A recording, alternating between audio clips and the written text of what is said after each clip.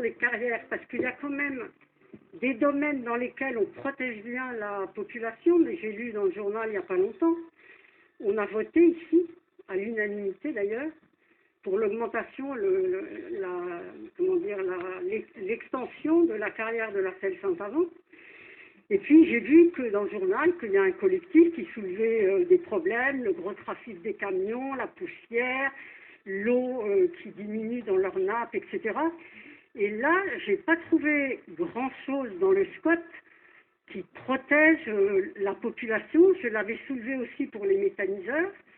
Je trouve qu'on protège très bien la population apparemment vis-à-vis des éoliennes, mais je trouve qu'on ne traite pas les habitants de la même manière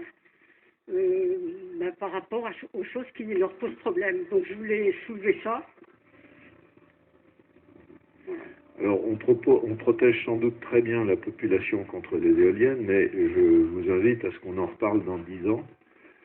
On verra bien qui aura gagné le combat en question. Donc pour l'instant, moi je suis... Non, je parle du SCOT, là. Non, mais oui, mais je me projette plus loin encore. Sur les histoires de carrière, c'est quelque chose qu'on connaît très bien dans le sud de notre territoire, puisque nous avons dans la vallée de la Creuse un des plus grands gisements de granulats de l'Europe, carrément. Et évidemment, ça intéresse un certain nombre d'entreprises d'aller dedans.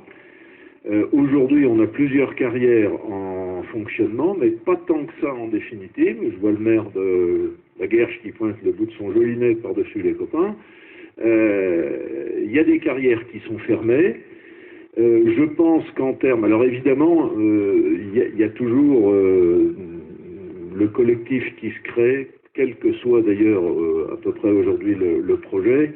Bon, après, on regarde... Les éoliens ne sont pas les derniers. Hein. Ah, mais ils ne sont pas les derniers, bien entendu, mais peut-être que leur nombre fait que le sujet n'est pas complètement anodin et qu'ils ont peut-être quelques raisons de le dire. Mais je ne mésestime pas l'opinion de celui qui va voir une carrière s'ouvrir sous son nez et les camions passer sous ses fenêtres. Voilà, ça existe aussi et il faut le prendre en considération. Après, c'est toujours la même chose.